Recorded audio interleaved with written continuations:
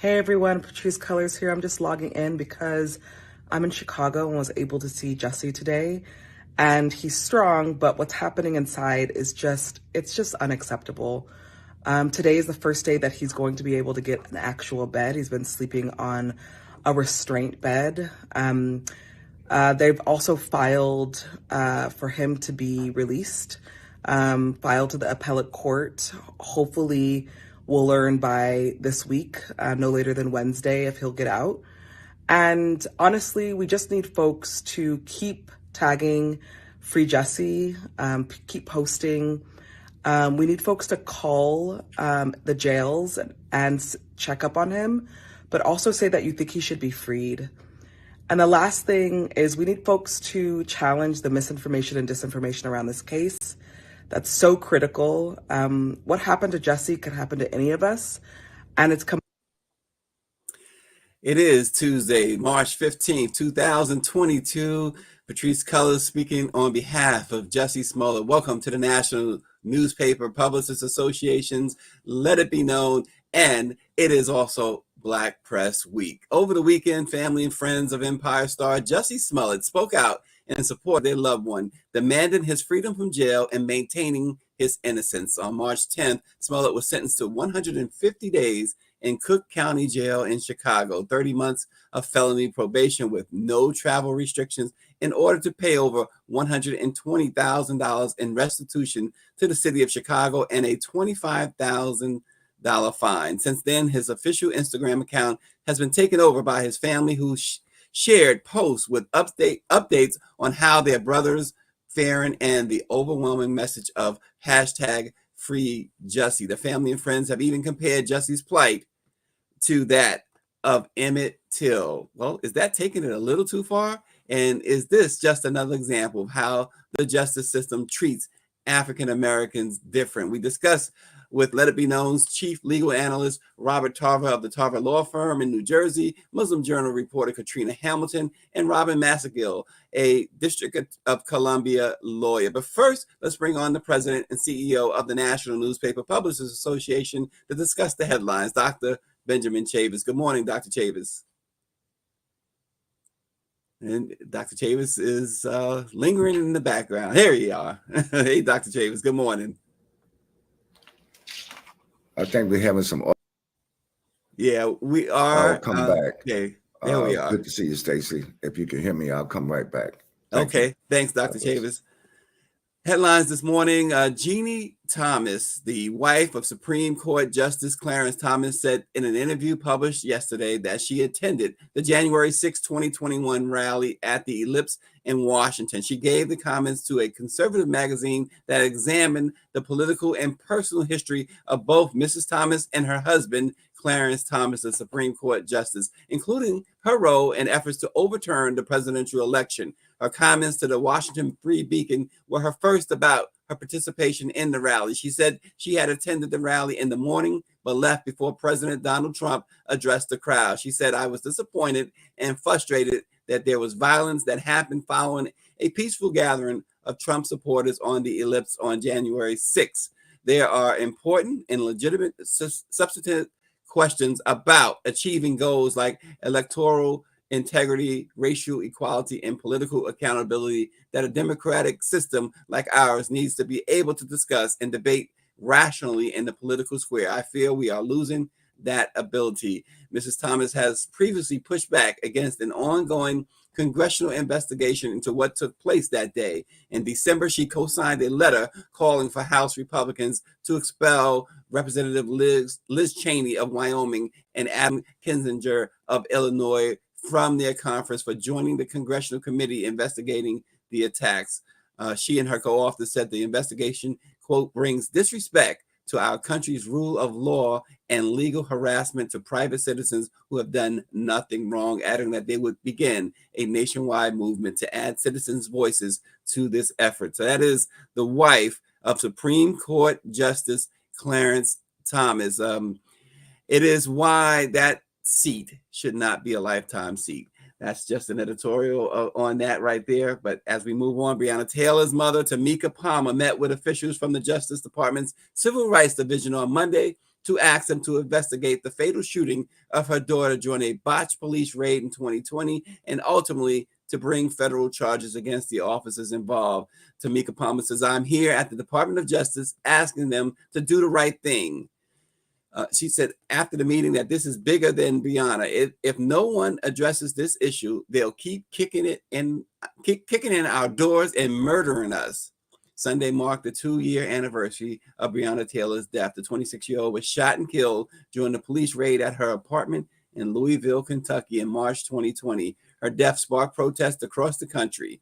For the nation, it has been 2 years and 1 day, Tamika Palmer said. For me, I'm trapped in March 13th, 2020. I don't know how people think I should just move on. One of the officers, Brett Hankinson, was charged with wanton endangerment for firing 10 bullets into Taylor's apartment, but he was acquitted by a jury earlier this month. Hankinson was fired from the Louisville Police Department in 2020. The 2 other officers involved in the raid have not been charged.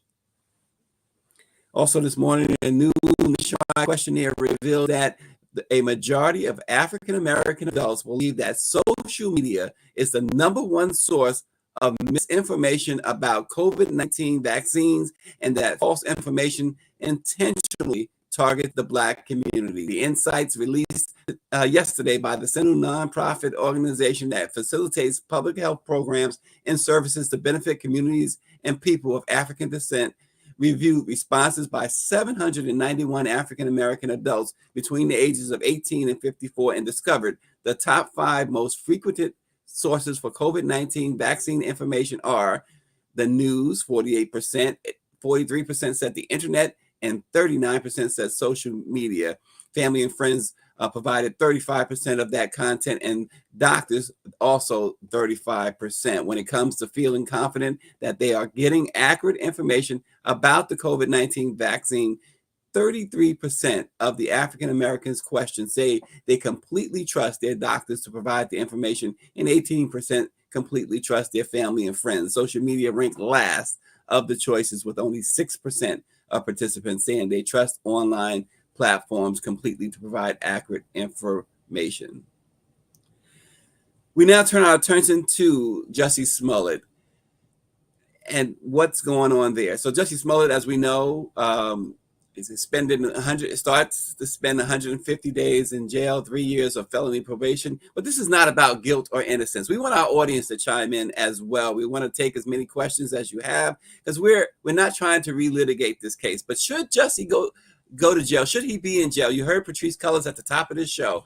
What's most important for us as African Americans, to have a just system or equality, or do we ever hold ourselves accountable instead of comparing as to whether the individual was white? Let's bring on our legal minds, and of course, Katrina Hamilton, who is a great mind in herself, of the Muslim Journal, Robin Massengill, an attorney in D.C., a lawyer in D.C., and of course, attorney Robert Tarver of the Tarver Law Firm, and Dr. Chavis is joining us. Good morning, all.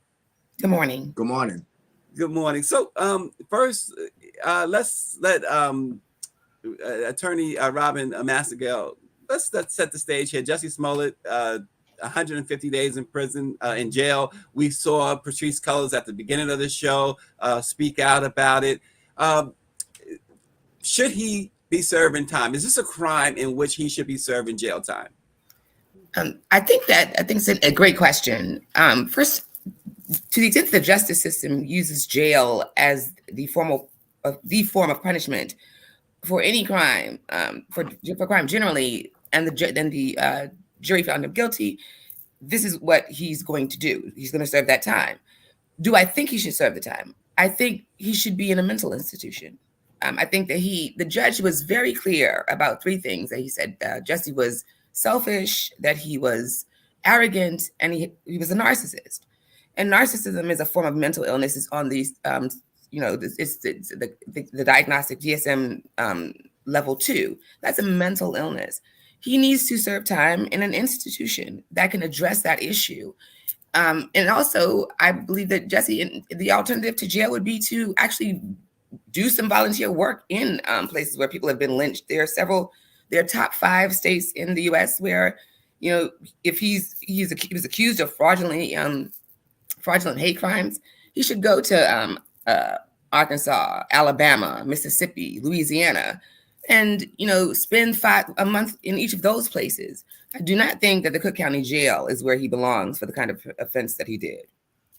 And Angela Connolly, who's watching on Facebook, says her opinion is that, yes, he should be in jail. He brought this on himself. Attorney Tarver, that being the case, if that is in fact the case, I mean, he was convicted. Again, we're not going to relitigate it, but you have had a lot of cases in which you've defended. Is this sentence, was that appropriate? Yeah, I think it was appropriate. There's no question about, we're not dealing with the guilt or innocence here, but the fact of the matter is, you got to ask yourself, when it comes to what is justice, what happened here as a result of his crime? Well, we know that resources were redirected from one area to another in order to be able to address his charges. And it was a large amount of resources because he was a public person. But aside from that, there's a societal cost particularly for us as African Americans, Black people in America. And that is the cost of having someone indicate or suggest that a hate crime had been committed, which is one of the most serious things in our entire history, and to find that it never really happened. At least there was enough evidence to say it really happened. And that damage is immeasurable, not just to society, but to us as Black people. So yes, it's justified. Jail time is justified here. Well, and Katrina Hamilton of the Muslim Journal, is always great to have you on. Katrina, I want to go to Attorney Tarver's point about the situation. So when you paint the picture, right, it was, he said these guys wore Make America Great Again hats, right? That Donald Trump situation, we had that going on. I mean, we were at the height of so much hostility in this country. Racial tensions was boiling over. You had the MAGA situation. Of course, George Floyd, Breonna Taylor. It was so much going on. So when you add all of that up, does this kind of color what really happened here as far as his sentence is concerned? I cannot go against, our attorneys, right? So from that legal aspect, I will leave it at that. But looking at it from layman terms, from an educator point of view, I'm not a licensed clinician, but I look at a lot of the mental health issues that are happening in our schools. And to your point, we went through a lot, and a lot of people had mental breakdowns during that point. You have a high increase of suicides that have occurred, especially with our young people. Jussie Smollett is still, I guess we would call him a millennial. He's a young person, and everyone's coping mechanisms are different. So when I look at, the aspect of him being a Black male or biracial male who is also experiencing this racial trauma that's happening. Everyone does things differently. Did he do it to represent a point? I'm not sure. But all I can say is this. When you look at Kyle Rittenhouse, who killed two people, and I know these are two different cases, but you look at Kyle Rittenhouse, who killed two people and wounded another, and the judge actually commended the jury for acquitting him on, on all accounts, just letting him go scot-free. And then you have Jussie Smollett, who is paying the fine. He's doing, he's paying all the fines that were assessed to this case, and he's still serving this time in jail. It sends an inequitable message. Yes, we want to make sure that he understands what he did was wrong. But when you're looking at the amount of time that he's serving on top of having to pay the fine and, the fact that he probably won't act again, you have to add all of these things up. And it just shows how the justice system is still inequitable for us. That's all I'm going to say. Yeah, there's this thought that he might not act again, but then you see the support he's getting from, other, particularly Black stars like Taraji P. Henson. Samuel L. Jackson has written a letter on his behalf as well.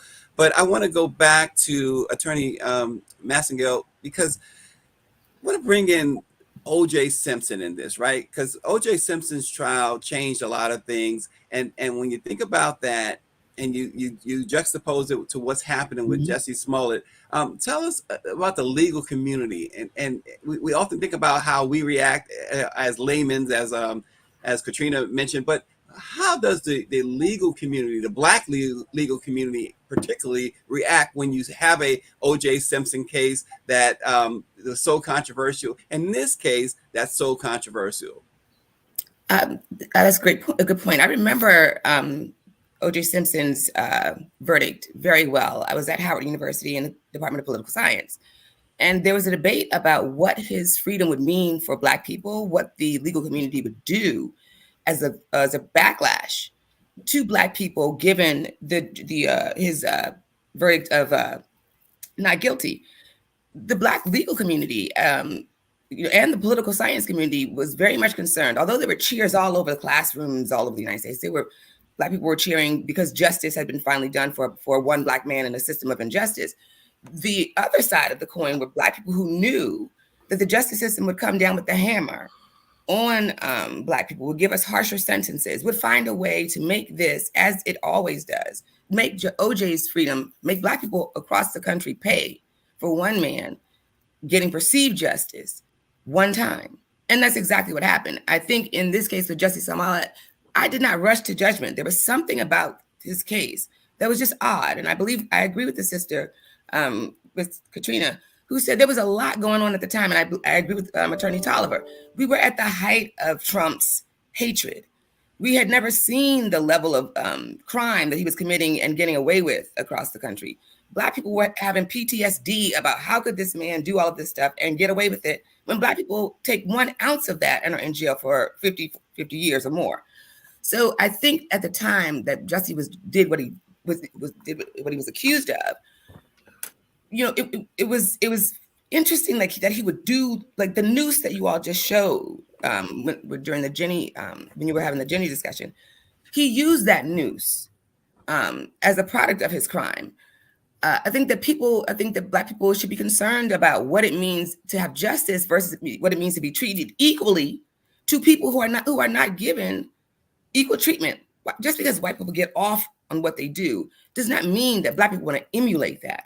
What we want to have is a system that holds us equally responsible for any kind of crime committed, no matter who does it. So I think it's going to be interesting to see what happens at this point. Yeah. And you mentioned Trump. Dr. Nicole McDaniel writes in that I think Trump is a narcissist, but he should probably be in jail. Angela Conley. So here's the question regarding Jussie. Was this, and I'll throw this out to the panel, was this a cry for help? Because you remember at the sentencing, Jussie got up and he made it a point to let everyone know he's not suicidal. Right. And the judge took that as an affront too, that this was just him, being a Hollywood star. But was it a cry for help? Maybe it was a cry for help, but you know what? Let's be real about this. Jussie Smollett was in Chicago, but not of Chicago. Okay. And the privilege that he has enjoyed, he and his family over the years, puts him in a different situation than a lot of other people. Sure, he may have been traumatized, but so were so many of my other gang clients who were traumatized and acted out as a result. You cannot treat him differently because he took advantage of the system and the current political climate to move his own agenda forward. And for that, I think that extracts a higher obligation and perhaps a higher price here.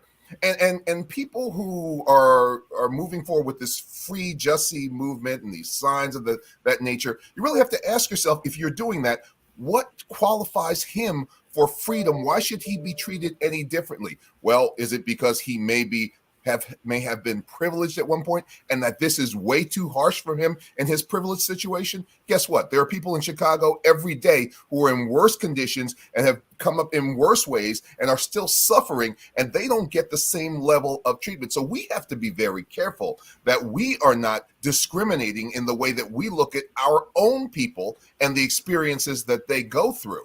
This is a situation where he took full advantage and cost us as a people immense capital. I want to say, and for that, I believe that the sentence is appropriate. I just want to push back just a little bit. I think that, unfortunately, we are harder on ourselves than others are. And I do want to say that, yes, we have to have accountability, right? We are not saying that he is not guilty. But what we are saying, going back to Attorney Massengel's point, he may very well have a mental health issue that needs to be addressed. And so I think that we need to, when we're talking about equity, we need to make sure that he gets the treatment that he needs versus just throwing him in jail like we do with most of our Black and brown people. But Katrina, the jails are full. The jails are full of narcissists. They're absolutely full of that. Well, and what I'm saying and we're pushing back, and we're pushing back to say that that is not right, right? And so that's why. Wait a minute, just one moment, and that's one of the reasons why now you can see with all of this protest that there are police officers now who are going out on calls with mental health professionals who are riding along with them. So just in case there is someone who has a mental health crisis, that person can step in and intervene and give them the intervention and the treatment that they need. So that's all we're saying. Well, and then just to the point of Chicago, I just want to say, because we have not talked about the Judges Act and his behavior. Yeah, we're going to get to that, Katrina, but 1 second. I want to go back to Tarver's point, because he raises a point that I've heard, and I don't hear a lot, but I've heard. Right. We look at white defendants and white folks, and they say they're white, they're right. But are we taking that same attitude just because we're Black? No, and you heard me say that he is. You heard me say that we are not saying that he is not guilty. It is a crime. We cannot take that news just like the N-word, and that's a whole nother point, right? But we have to stop as well. But what I'm saying is, and going back to Angela Conley's point as well in the chat, was this a cry for help? Our people were suffering. I myself was experiencing racial trauma and racial battle fatigue. But nobody's watching and carrying Katrina Hamilton signs. Is this is the because point? Katrina Hamilton is not taking a noose, but I cannot be compared to this young man. First off, I'm probably 20-something years older than him and have a different mindset. Katrina, but why I am not saying that this is a Black or white issue. Why are we so quick? Because it's a celebrity, a Black celebrity. There are many, to Tarver's point, there are many young, old, no names in prison. They shouldn't be there, but we're not holding that banner. They haven't reached media. But that's why not? But why not? Why? Well, why is this? Why is it the justice system so unjust? Right? Well, that's a whole bunch of questions. Why ask why? I mean, it is what it is, and so we have to work hard to make sure that we make these changes. Okay. First of all, we're sitting here as if we can diagnose him as having mental health issues. We didn't say that. I mean, the judge says it in his report, and there clearly was a pre-sentencing report. We're not in a pre-sentencing report. But Attorney Tolliver, there was a pre-sentencing report, and we all know in those pre-sentencing reports they go far back into the background of this guy. They also have doctors look at him. So I'm pretty sure the judge was not saying these 3 words just ad nauseum. They were in the pre-sentencing report, and that the sentencing report comes from the defense and it comes from the state. So somewhere in there, the judge is using an analysis that came from objective. He's not using it as a DSM. That's not what he's doing. I didn't say that. He's using narcissist as the common term that we use every day when we talk about our president and when we talk about other people in politics. That's what he's doing. But the president has not been. What I'm saying is simply this. There is a real. We tend to provide and give persons who are in celebrity status a different measure of consideration than we give the everyday person. There are narcissists that appear in court every day, people who have cost the system and our society a lot of capital. And we don't say, well, you know what? He needs to be in mental health treatment, and he needs. Maybe he does need that. But the question here is whether or not the initial sentence is appropriate. It is appropriate, and maybe they will diagnose him in jail and say, "Okay, he needs some other services," and that's a whole different issue. But you don't run around with free Jussie signs simply because, oh well, the judge says he's a narcissist. But that wasn't the question. Hold on 1 second. 1 second. You know what? There is a person on this panel who unjustly served a decade almost in prison, right? So that's Dr. Chavis. Dr. Chavis, when you heard the judge, was that judge inappropriate, Dr. Chavis? Well, first of all, I want to thank, I'm going to answer your question, Stacey, but I want to thank the panel. And this is why we have the Black press. We can have a diverse discussion and we can have different opinions. And what we're discussing this morning has also been discussed in many of our communities and many of our families. I think we should always try to learn from our history, learn from these incidents, learn from these trials. I think whether or not the legal system is unjust, we all know it's unjust. And we know that judges also have biases and predispositions, no matter what the evidence and no matter what is presented. But I think in this case that we're discussing, we should all learn from it. What Jussie did was wrong. Now the question is, why did he do the wrong, and whether or not the sentence is appropriate? I just want to say that mental illness is not restricted to one community. In my view, white supremacy is mental illness. Mm-hmm. But the thing is, how do we deal with it and move forward? This year, we're celebrating the 195th anniversary of the Black Press of America. And I think that there are countless cases. And I think one point is correct. Celebrities from our community should not be treated differently than brothers and sisters who have no names, who have no celebrity. Every brother and sister in our community should be treated fairly and equitably. But we know that's an ideal. We know that that does not happen. If you're poor or if you're rich, you get one type of justice. If you're black, if you're white, if you're Latino, if you're Asian, you get a different kind of justice based on your race. That's just unfortunately the system that we live in. But we have to keep pressing forward and not become divided around this issue. But what can we unify to not only prevent this from happening again? And let's say something about the symbol of lynching.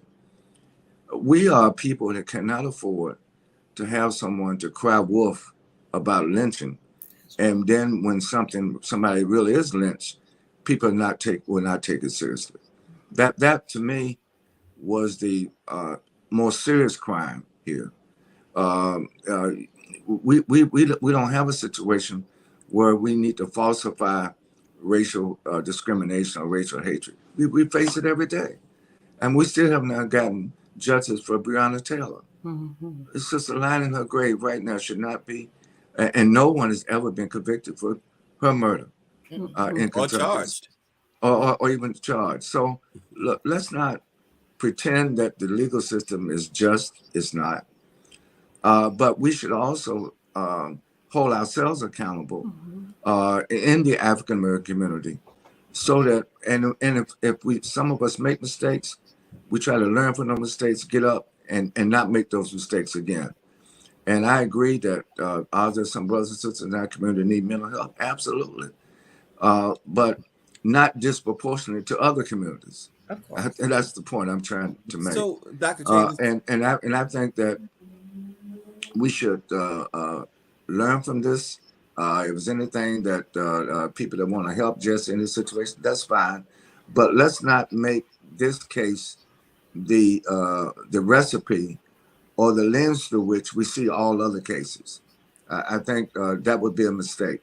I think that we should draw lessons from this particular case, like we drew lessons from, you mentioned OJ's case or Bill Cosby's case, or even the Wilmington 10 case. Look, we were sentenced to 282 years in prison in North Carolina because we dared to speak to try to get equal education for Black school children.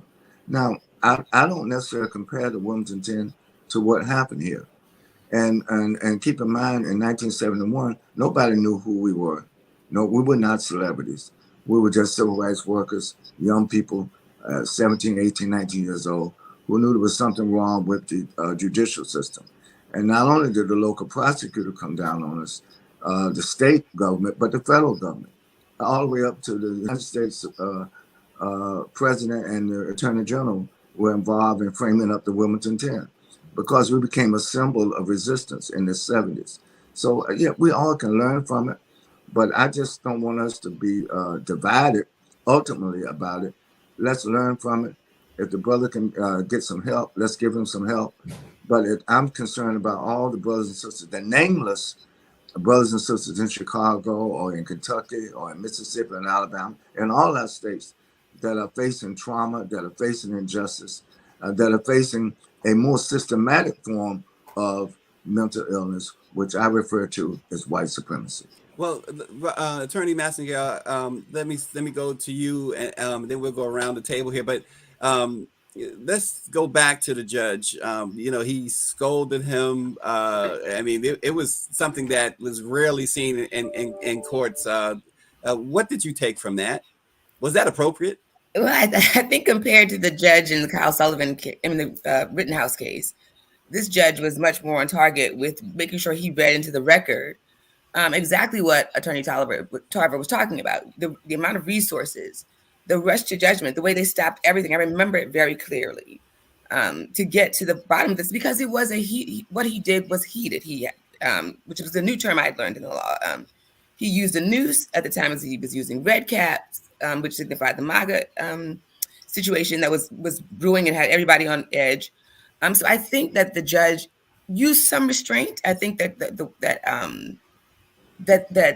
weight of what he did to use hate crime against two marginalized communities, Black people and gays and lesbians, is hugely problematic. The fact that resources were pulled from all across Chicago to deal with this one case, if it wasn't settled immediately, the system knew there would be riots somewhere. So I think that he used, in my view, moderation. Well, here's where there is a comparison to Emmett Till in this case. And the comparison is simply this. This is a case where he used race as a wedge for his own good and his own profit. And for that, the court has to consider, I think, even in our own interest as Black people, that there is a tremendous crime that's been committed here. And that's why I think it's appropriate for him to do jail time. There are people who do common thefts that do time as well. This is much bigger than that and much more harm. Well, and Katrina, I know you are very much aware of what the judge said during the sentencing. How did you receive that? What did you, from your perspective as a journalist, had you seen that before? Was it appropriate? I mean, well, judges can be animated all the time, right? With or without a camera. So, I mean, that's just the reality.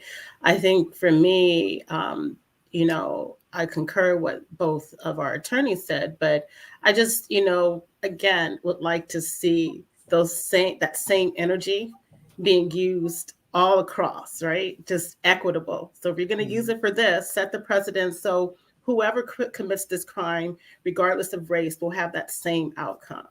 So, and I always liken it to education. If a child, does something wrong and he happens to be white, the teacher might have a little bit more empathy versus the Black child who's, dehumanized and scolded and put in their place, stratification at its best. So I'll just leave it at that.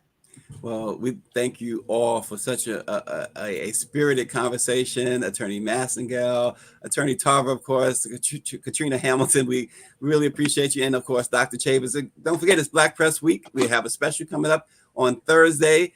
Stay tuned. It begins with Let It Be Known at 7:30 in the morning. And then later that morning, you'll be able to witness history, 195 years of the Black Press of America, March 16th, 2022. Of course, the Black Press was founded in New York in 1827 on that date, March 16th. Join us tomorrow as well for another edition of the National Newspaper Publishers Association's Let It Be Known. We'll see you then.